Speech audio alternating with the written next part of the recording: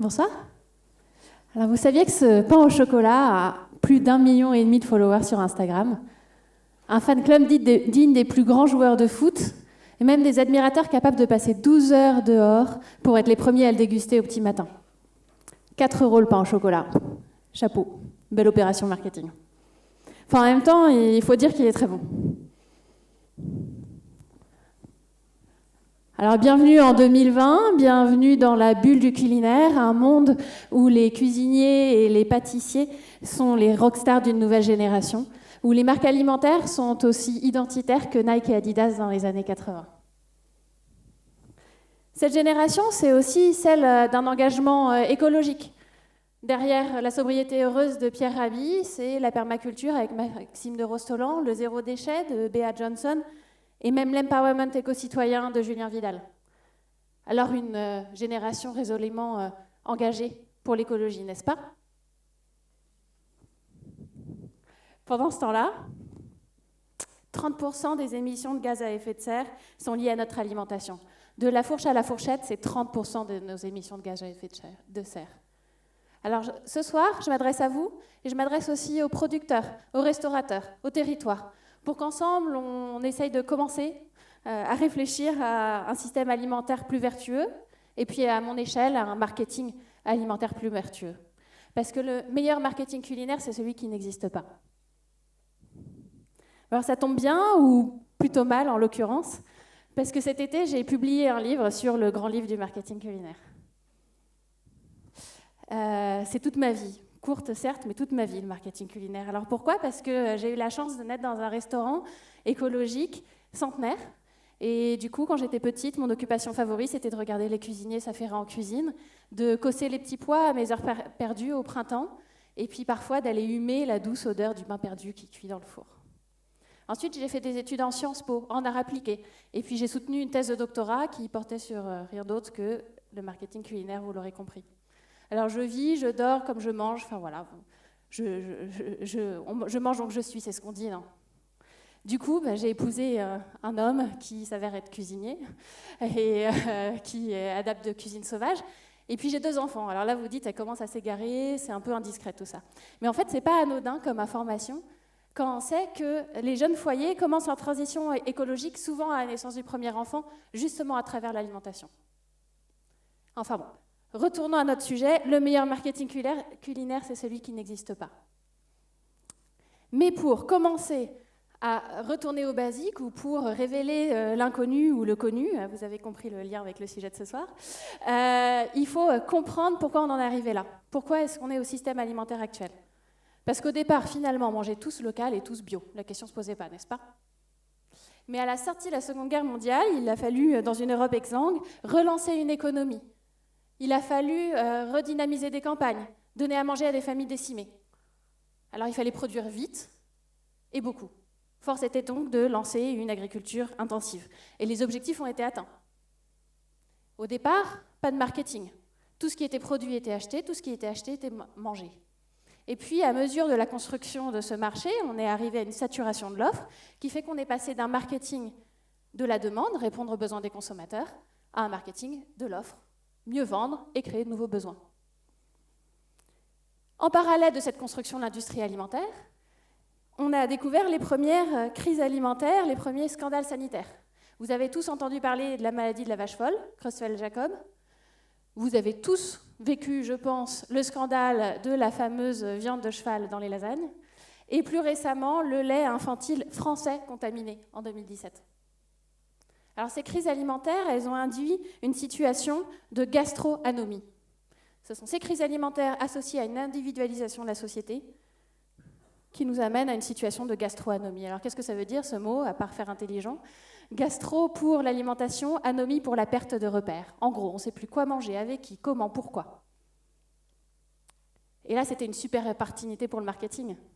À l'époque où il n'y avait pas de marketing, il fallait juste que le produit soit disponible. Et puis ensuite, on est passé au prix le plus bas, la meilleure qualité, le plus joli emballage, la plus belle histoire, la plus belle expérience et aujourd'hui la plus grande éthique. Cette quête d'authenticité, elle pose question dans un mode consumériste. Si bien qu'il y a un ouvrage que je voudrais vous recommander de Jean-Laurent Casselli, No Fake, contre-histoire de notre quête d'authenticité, qui est aussi sorti cet été. Et dans cet ouvrage, il nous donne 3 exemples de ce marketing de l'authenticité culinaire. Tout d'abord, ces coffee shops tellement parisiens aux parements de briques finalement très Brooklyn. Ou alors un néo-routier en plein cœur du Marais parisien où on se déplace plutôt à vélo et en trottinette électrique qu'en camion. Et finalement, le restaurant d'un chef de télé-réalité qui surfe sur le marketing intergénérationnel et nous propose un restaurant très judicieusement appelé Mamie. Alors pourquoi ça marche le marketing de l'authenticité? Parce que grâce à cette situation de gastronomie, on est devenu de plus en plus néophobe. Encore un gros mot. Néophobe, c'est cette peur de l'inconnu. Dans le paradoxe de l'omnivore, en fait, Claude Fischler nous révèle le fait qu'on a tous un peu d'appétence pour la nouveauté, la néophilie, et tous une peur de l'inconnu, la néophobie. Et en fonction de nos âges, des situations et même de la saison, on va faire évoluer les curseurs. Là, en hiver, vous avez dû voir plein de photos, hashtag Team Raclette. On veut de la comfort food, on veut du bon, du gras. Hein? Et puis en été, on va être un peu plus créatif, on voyage et on sera content de déguster des cocktails aux saveurs exotiques, etc. C'est aussi pourquoi, en Bretagne, on mange des huîtres, mais certainement pas des insectes. Expliquez-moi la différence. Un autre concept de socio-anthropologie alimentaire, introduit par Claude Fischler, c'est la notion de pensée magique, qui est directement associée à la notion de principe d'incorporation. Cette pensée magique, elle a un impact sur le symbolisme en marketing. Alors, je ne vous ai toujours pas dit ce que ça voulait dire. La pensée magique, c'est lié, par exemple, aux cannibales. Alors, les cannibales, ils mangeaient la cervelle de leurs ennemis, ils buvaient leur sang pour s'emparer de leur intelligence ou de leur force. Vos parents, ils doivent vous embêter, même si vous avez tendance à être végétarien, quand vous êtes un peu faible. Ah non, manger du boudin noir ou de la viande rouge, ça va vous donner des forces. Et puis je suis sûre qu'il y en a certains dans la salle qui ont passé tout le mois de janvier à boire du thé vert pour se sentir plus léger après les excès des fêtes. Et ce thé vert, c'est mieux s'il est bio, non? Hein? Pourquoi c'est mieux s'il est bio? Parce que, heureusement, il y a des gens qui ont travaillé avant moi, avant nous, et qui ont en effet défendu une alimentation durable et mis des normes sur ça. Le problème, c'est que toute la communication et tout le marketing sur l'alimentation durable, il a commencé par le bon pour soi. Le bon pour soi, c'est certes pas d'additifs, pas de pesticides, faible en calories, des produits avec des arguments nutritionnels de qualité. Mais dans l'alimentation durable, c'est comme dans le développement durable, il y a 3 piliers, l'écologique, l'économique et le social. L'alimentation durable, c'est bon pour soi, bon pour la société et bon pour l'environnement. Je voulais quand même remercier ceux qui travaillent depuis toujours, parce qu'il y a toujours eu des restaurateurs qui faisaient bien leur métier, toujours des producteurs qui ont bien fait leur métier aussi. Il y a aussi des restaurateurs qui sont les porte-parole de toute une génération et des générations précédentes, comme Alain Ducasse ou Olivier Rollinger, qui ont écrit des ouvrages connus sur le sujet. Il y a d'autres restaurateurs qui sont connus pour leur travail sur l'alimentation sociale. Je pense à Massimo Bottura avec le Refettorio ou avec plus récemment les Cafés Joyeux. Donc, merci pour ce que vous faites et merci d'entraîner toute une économie agroalimentaire avec vous, parce que oui, les restaurateurs ont un rôle, ils ont même une responsabilité. Parce qu'ils vont impacter les producteurs, ils vont impacter les autres restaurateurs qui suivent leur exemple et ils vont même impacter leurs clients.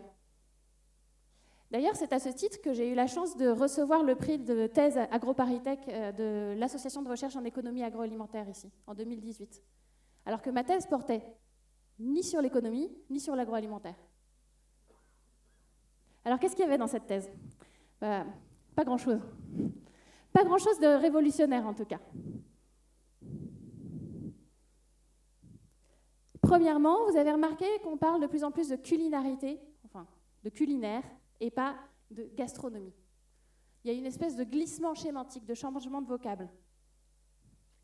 Et c'est pas anodin.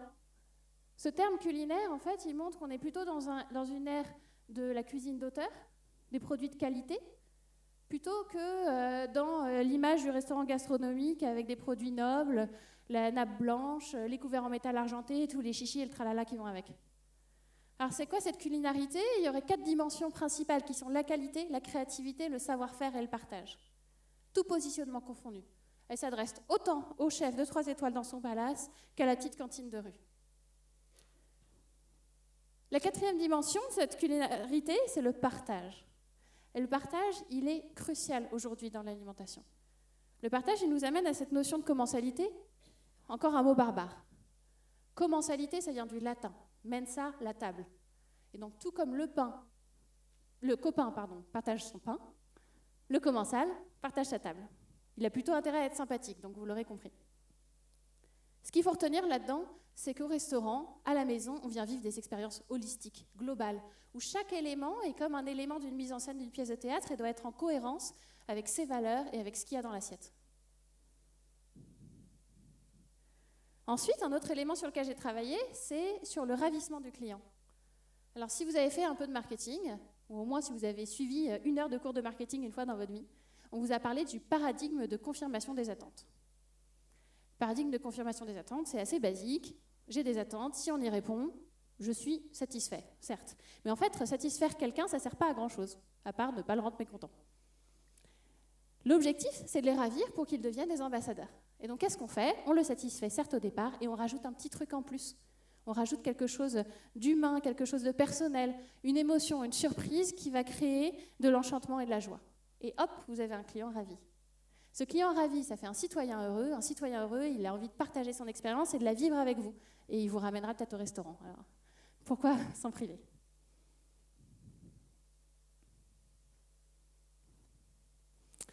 Ce que je voudrais partager avec vous, c'est des petites astuces pour créer des expériences culinaires authentiques, qui certes sont à la mode, mais tant mieux, et qui permettent du coup d'avoir un marketing qui s'efface derrière l'expérience. Cette envie, elle vient d'un souvenir personnel de mon enfance, où ma maman travaillant beaucoup, parce qu'elle était restauratrice, elle me confiait souvent aux mamans de mes amis, donc c'était plutôt sympathique. Mais elle se mettait un peu la pression, et donc elles allaient faire un filet de Saint-Pierre avec des haricots verts al dente et un super beurre blanc. C'était délicieux, certes, mais en fait, moi, je rêvais d'un poulet patate du dimanche. Voilà. Faisons simple et réfléchissons aux envies de nos clients. Alors, qu'est-ce qu'on peut faire en 10 étapes? Premièrement, refaites pas la déco de A à Z, inspirez-vous de l'existant, sauvegardez le patrimoine, gardez toutes les matières brutes, le bois, le béton, le verre, le marbre. Et même si ce n'est pas à la mode, vous verrez, ça reviendra très vite à la mode et vous serez content de l'avoir conservé. Ensuite, faites-vous plaisir, allez arpenter les brocantes, les vides-greniers, achetez des meubles d'occasion, de la vaisselle vintage. Ce sera toujours différent de chez le voisin. Et puis, créez du lien avec les artisans de votre territoire. Allez, comment faire une commande spéciale à un ébéniste, à un céramiste, à un souffleur de verre. Quatrièmement, au lieu de vous ruiner dans des roses venant de Hollande, pourquoi pas aller faire un tour à la campagne avec vos amis et ramener un bouquet de fleurs des champs. C'est quand même plus sympa et vous allez économiser des sous. Relocalisez votre alimentation, mangez local et de saison. N'hésitez pas à végétaliser les plats et à revisiter les classiques. Et puis, à faire un chou-fleur rôti, comme on en voit dans beaucoup de restaurants en ce moment. Ça coûte pas cher, on a toujours le plaisir de le partager comme une belle pièce de viande. Les boissons chaudes, servez-les dans des cafetières à piston ou dans des beaux contenants en verre. Ça les mettra en valeur. Et puis, ça vaut aussi pour le sucre et le spéculoos qui va avec. Arrêtez avec les emballages individuels. Puis franchement, c'est pas compliqué de faire plein de spéculoos et de les garder dans une boîte en métal. Cuisinez les restes. Les parures, les épluchures, les carcasses. Avec ça, vous faites des bouillons et des soupes. C'est rentable et c'est sympathique. Avec le pain, vous pouvez faire des croûtons, du pain perdu et du pudding. Je vous assure qu'un jour, vous allez vous mettre à aimer le pudding. Et puis, s'il y avait trois choses que vous devriez faire vous-même. Les pâtes à tarte, la mayonnaise et la béchamel. Les fondements de notre alimentation française, souvent faits avec 3 ingrédients, 3 fois rien, qui coûtent pas cher, qui prennent peu de temps et qui font toute la différence.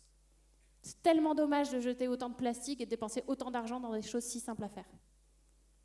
Mettez les saisons en bocal, comme nos grands-mères le faisaient. Confiture, pickles. Vous n'aurez plus de complexe à servir des tomates en hiver. Vous décorerez les étagères de vos cuisines et de vos salles de restaurant et vous pourrez même vendre vos bocaux pour rapporter un peu de l'expérience du restaurant à la maison. Et finalement, pas trop de marketing. Évitez les enseignes à outrance, les opérations promotionnelles et trop d'informations. Mettez juste en scène votre savoir-faire avec des ustensiles, des bons produits, ça donnera envie de passer la porte. Alors ce que je voulais dire ce soir, c'est que c'est pas compliqué d'ouvrir un restaurant ou de créer des univers. Il faut être authentique. On n'a pas besoin d'avoir des chaises de designer, d'avoir des millions d'euros à investir et d'avoir un CV long comme le bras. En revanche, il faut commencer à son échelle, être authentique et laisser les choses avancer les unes après les autres. C'est ce qu'on appelle, dans notre jargon managérial, l'effectuation. Alors, je dois vous avouer quelque chose. Mon fonds de commerce, à moi, c'est les tendances culinaires. Et les tendances culinaires, par principe, c'est pas très durable. Alors, comment on fait ? Là, vous voyez, au cœur de cette planche tendance, il y a un avocado toast. Qui a déjà mangé un avocado toast ou toast à l'avocat pour ceux qui ne maîtrisent pas trop le sujet? Ouais, ça fait un peu de foodie, gros Paritech, c'est bien. Et qui a déjà envoyé une photo de son avocado toast à ses amis ou posté sur Instagram? N'ayez pas honte, je vous regarde. Voilà, pas moins de 10,5 millions de photos d'avocado toast ont été publiées sur Instagram. Vous imaginez tout le temps passé par notre société à publier des photos d'avocado toast? Mais c'est vrai que c'est bon l'avocat, c'est nutritionnellement hyper intéressant, c'est joli, c'est instagrammable, etc. Mais l'avocat, ça pollue beaucoup. Ça, c'est un graphique issu d'un article de l'hebdomadaire allemand Die Zeit en 2017, qui nous parle de la consommation d'eau pour la production d'un kilo de légumes. Donc 180 litres d'eau pour une tomate, c'est déjà un bon score, 150 litres pour une salade, et 1000 litres d'eau pour un kilo d'avocat. 1000 litres d'eau. Quand on sait que ça a tendance à être produit dans des endroits où on risque de manquer d'eau, c'est-à-dire en Afrique du Sud ou en Amérique du Sud, que souvent il a fallu déforester pour planter des avocats, et que c'est transporté par container, souvent frigorifié pendant 30 jours en bateau, et quand c'est pas transporté par avion. Donc le résultat, vous imaginez, est catastrophique. Alors on fait comment? Parce que c'est quand même bon les avocados toast. Alors d'abord, il existe des avocats beaucoup plus fréquentables que d'autres. Vous pouvez en trouver des Corses, des Marocains ou des Portugais. Mais ils coûtent un peu plus cher, donc on en mange, mais occasionnellement. Et le reste du temps, on se fait notre toast à l'avocat à nous. En hiver, avec des courges butternut, et puis en été, avec des tomates, des aubergines confites à l'huile d'olive, etc. Bon, ce que je voulais vous dire ce soir, c'est qu'en tant qu'expert du marketing culinaire, je milite pour un marketing culinaire qui n'aurait plus de raison d'être. Le marketing comme on le connaît, c'est fini. L'objectif, c'est une création de valeur pour les clients, pour les salariés, pour les producteurs et les restaurateurs, et aussi pour les territoires. Je voudrais ensemble qu'on mobilise notre énergie pour reterritorialiser notre alimentation, pour créer du lien entre les acteurs des filières du manger, pour former les foodpreneurs de demain et pour redonner vie à des territoires comestibles. Bon, maintenant que je vous ai donné l'eau à la bouche, enfin, je l'espère, je vous propose de continuer à en discuter autour d'un café ou d'un verre ou deux. Merci.